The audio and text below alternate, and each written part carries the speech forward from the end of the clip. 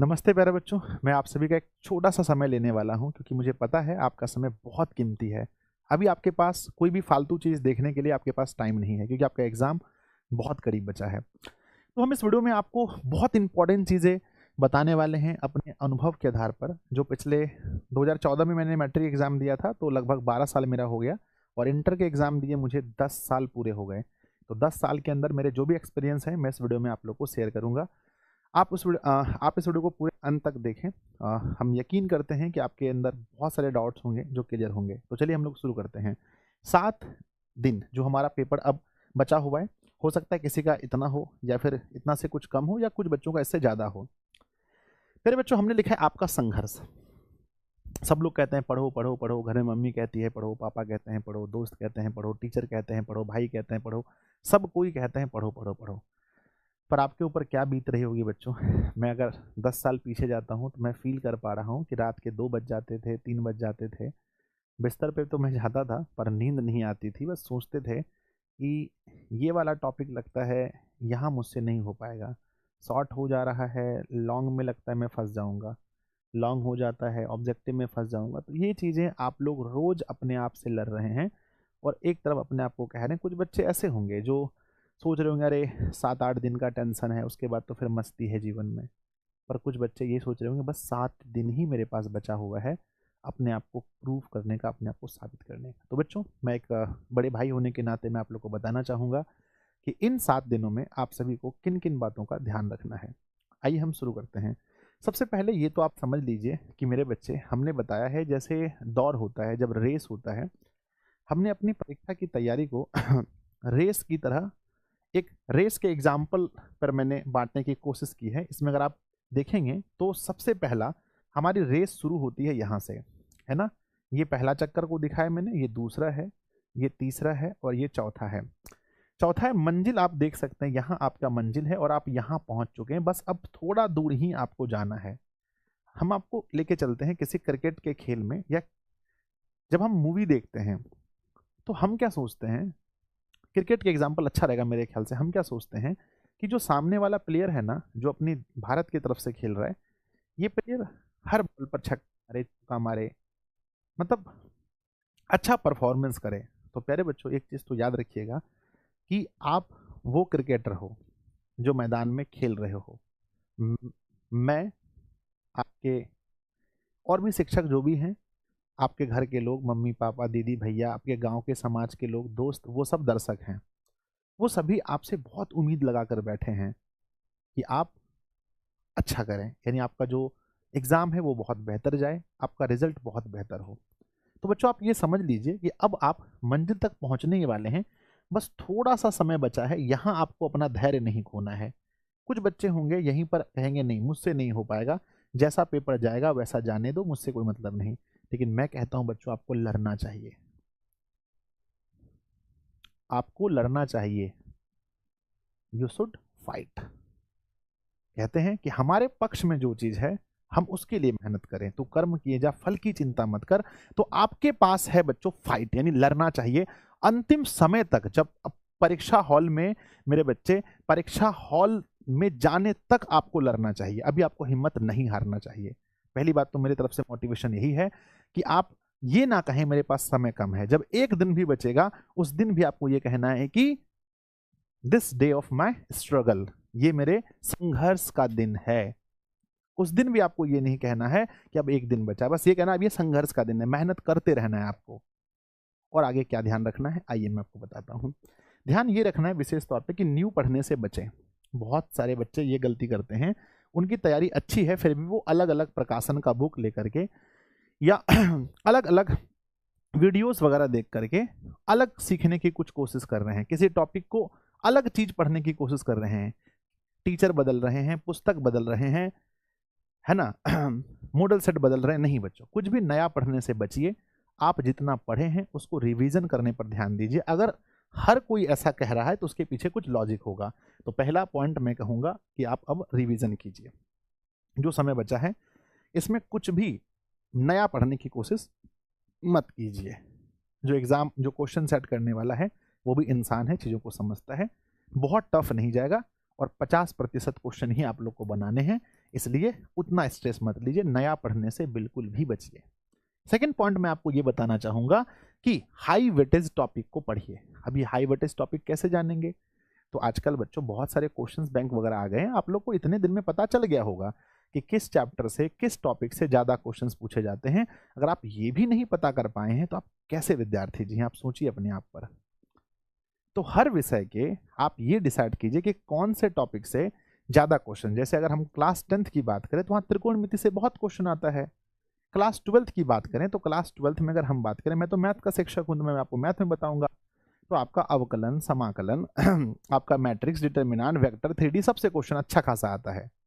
तो ये सब टॉपिक हाई वेटेज हैं, आपको पढ़ना चाहिए। हिंदी में हम देखें तो पूरे सारे लेक्चर्स इंपॉर्टेंट हैं। तो हाई वेटेज चीजों पर आपको ज्यादा ध्यान देना चाहिए। जो भी सब्जेक्ट है आप कोशिश कीजिए, कुछ भी तो हाई वेटेज होगा, थोड़ा सा भी तो होगा, है ना? या तो वीडियो सर्च कीजिए कि मतलब ये फिजिक्स में मतलब हाई वेटेज टॉपिक कौन कौन से हैं, थोड़ा सा उस पर फोकस ज्यादा कीजिए। तीसरा चीज मैं आपको बताना चाहूंगा मेरे बच्चे की टाइम मैनेजमेंट। देखिए, मैं 80% बच्चों को यहीं पर मैं फेल होते देखा हूं, यहीं पर फेल होते देखा हूं कि सर क्वेश्चंस मुझे आते थे, टाइम नहीं बचा, मेरा कॉपी जल्दी ले लिया गया, मुझसे नहीं हो पाया। ठीक है, तो प्यारे बच्चों ये टाइम मैनेजमेंट सबसे इंपॉर्टेंट है। टाइम मैनेजमेंट कैसे होगा? तो टाइम मैनेजमेंट तब होगा जब आप लिख लिख कर अपने घर में प्रैक्टिस करेंगे, क्योंकि वहां क्वेश्चन मौखिक जवाब नहीं देना है, आपको अपनी कॉपी में लिखना है। क्योंकि आप ज्यादातर बच्चे ऑनलाइन पढ़े हैं, और ऑनलाइन पढ़ाई की ये एक आप कह सकते हैं कि इसमें बच्चे लिखने से, जो बच्चे खुद के प्रति ईमानदार नहीं होते हैं वो लिखने से बचते हैं। उनको लगता है नोट्स मिल जाएगा, प्रिंट करवा लेंगे, कलम चला चला करके पढ़ लेंगे। नहीं, आप लिख लिख कर, जो समय अभी बचा है इसमें सबसे इंपॉर्टेंट होगा, अगर आप लिखकर प्रैक्टिस नहीं करते, हाथ जोड़कर आपसे विनती है भैया लास्ट टाइम में लिख लिख कर प्रैक्टिस कीजिए।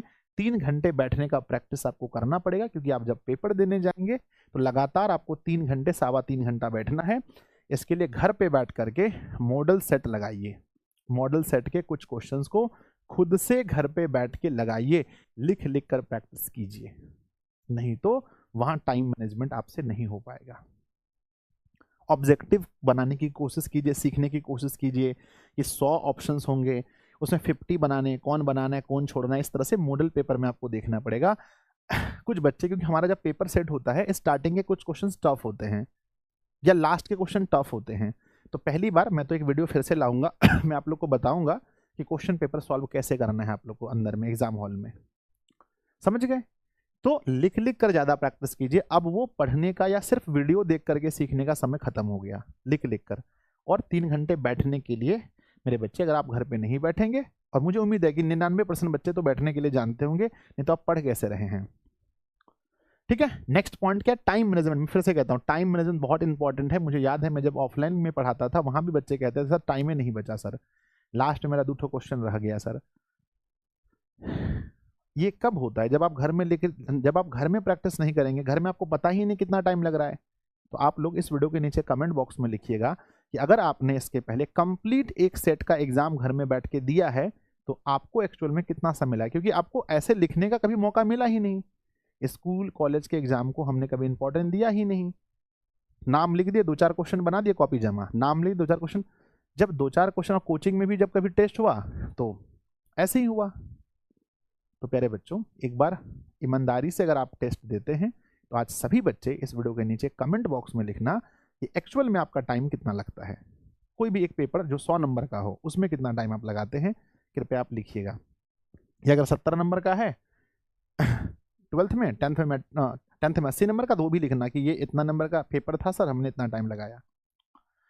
नेक्स्ट क्या लिखना, कॉपी कैसे लिखना है, ये चीज सबसे इंपॉर्टेंट है। क्योंकि एग्जामिनर ना तो आपके नॉलेज को, ना आपके नॉलेज तो देखेगा, ना तो आपके शकल को देख रहा है, ना तो आपके नॉलेज को देख रहा है, आपने जो लिखा है कॉपी में बस उसको देख रहा है।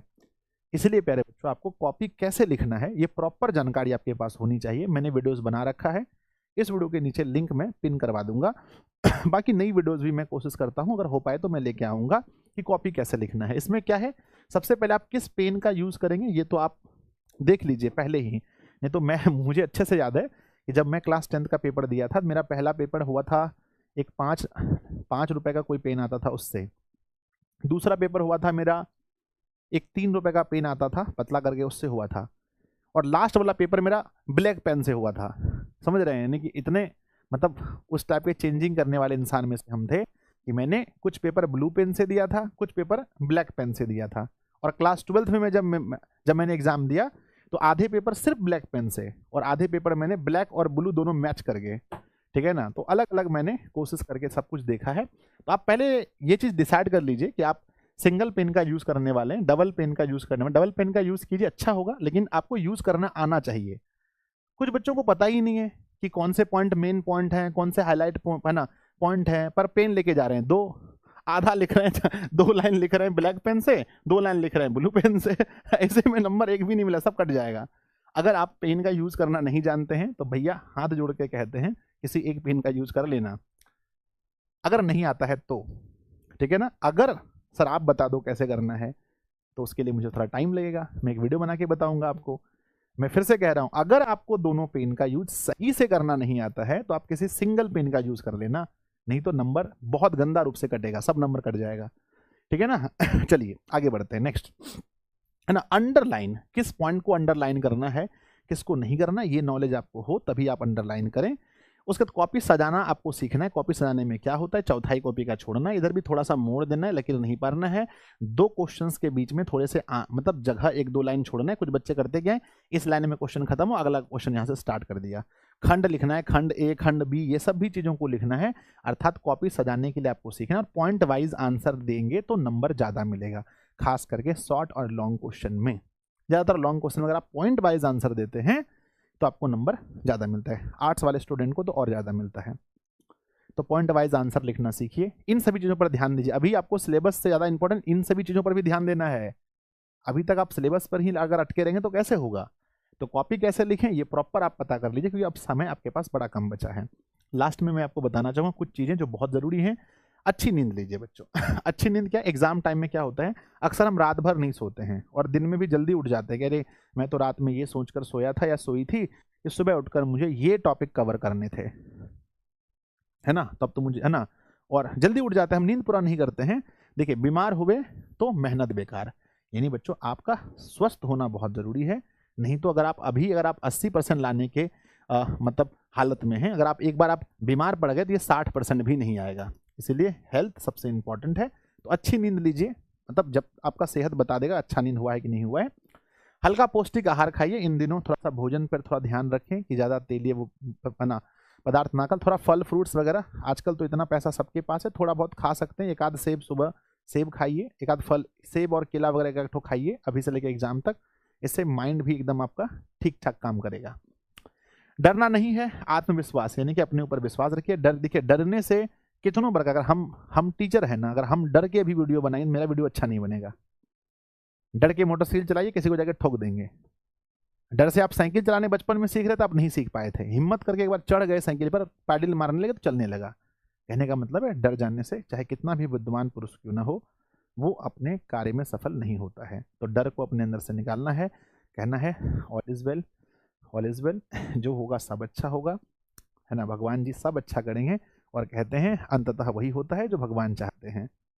तो उनके भी फैसलों पर थोड़ा विश्वास कीजिए। मेहनत तो करना ही है, लेकिन हाँ, जब आप डरने लगे तो अपने मन को ये समझाना है कि हमें कर्म करना है, फल की चिंता नहीं करनी है। यानी ओवर थिंकिंग नहीं करना है। बहुत सारे बच्चे ओवर थिंकिंग करते हैं, एकदम पूरा बहुत डर गए। नहीं डरना है, बहुत ज़्यादा नहीं डरना है। आपके डरने से अगर 2-4 नंबर बढ़ जाए तो खूब डरिए, कोने में, घर के कोने में बैठ जाइए, जाके खूब डरिए, अरे मुझे डर लग रहा है परीक्षा से। नहीं, परीक्षा में अंक नहीं बढ़ने वाले हैं। नेक्स्ट है कि फ़ोन का सही यूज़ करना। जो आपके पास समय बचा है इसमें फ़ोन का थोड़ा सा सही यूज कीजिए। देखिए मैं तो आपको नहीं कहूँगा भाई फ़ोन से पूरा दूर रहिए, क्योंकि अब अभी का समय ऐसा है ही नहीं कि आप फ़ोन से दूर रह सकते। पर हाँ, कुछ चीज़ों पर अपने आप को कंट्रोल कीजिए। जैसे हम रील्स वगैरह स्क्रॉल करने लगते हैं, किसी से फ़ोन पे बात करते हैं बहुत ज़्यादा, तो बोलिए कि कुछ टाइम हमें अभी फोकस करना चाहिए अपनी स्टडी पर, पढ़ाई पर फोकस करना चाहिए। रील्स वगैरह पेपर के बाद देख लेंगे, है ना, समझ रहे मेरी बात को। यस, आगे क्या है कि सेंटर के पास रहना या घर के, है ना, घर के पास रहना, ये चीज़ डिसाइड कर लीजिए। कई बार क्या होता है ना कि जब हम घर में रहते हैं, ये मैं प्रैक्टिकली बता रहा हूँ, कोई भी मैं फालतू बात नहीं करता हूँ कभी भी। जब हम घर में रहते हैं और सेंटर मान लो 40 किलोमीटर दूर है, 50 किलोमीटर दूर है, तो रात को हम बहुत हड़बड़ी में, हमारा दिमाग यही टेंशन में रहता है कि सुबह उठ करके फलना फलना को बुलाना है, फिर टेम्पू में बैठ करके फिर सेंटर पे जाना है। ऐसे में क्या होता है, मतलब अब आप मान के चलो टेम्पू में आ रहे हो, स्कॉर्पियो बोलेरो किसी में आ रहे हो, रास्ते में कुछ घटना घट गया, किसी को उल्टी हो गई आपकी गाड़ी में, तो मतलब state of mind will be change, ये चेंज हो जाएगा उस समय। फिर आप जो आप परीक्षा के बारे में सोच रहे हैं, जब आप सोचिए जब आप टेम्पो में बैठ के आएंगे तो आपका शरीर गति अवस्था में होगा, फिर माइंड अच्छे से काम नहीं करता है। तो कोशिश कीजिए, खास करके बॉयज को मैं कहूँगा, आप लोग कोशिश कीजिए, अगर आप लोग है ना सेंटर के आसपास रूम लेकर के रह सकते हैं, वो भी सभ्य तरीके से। सभ्य तरीका कहने का मतलब क्या है कि 2 4 5 लड़के मिलकर रूम तो ले लेते हैं, पर वो पढ़ाई के नाम पर फालतू गाने बजाते हैं, वीडियोस चलाते हैं, डांस करते हैं, वो मैं उसका विरोध करता हूँ। अगर आप मेरे शिष्य हैं तो आप में ये गुण तो नहीं होना, ये अवगुण तो नहीं होना चाहिए। आप रूम लेकर रहिए। क्या होगा फायदा इससे सर? फायदा ये होगा, एकदम आप शांति से सोएंगे, सुबह एकदम टाइम से उठेंगे, और जब सेंटर पास में होगा तो आराम से यहाँ से चलकर आप सेंटर में जाएंगे, आपके दिमाग पर कोई प्रेशर नहीं पड़ेगा। ये चीज़ काम करता है बच्चों, ये चीज़ काम करता है ना, क्योंकि मैंने 10th में मैं सेंटर के पास रहा था, मतलब सेंटर के पास रहा था, और 12th क्लास में मैं घर से आता था। 1 2 दिन ये स्थिति आ गई थी मेरी, लग रहा था पेपर छूट जाएगा। समझ रहे हैं मेरी बात को?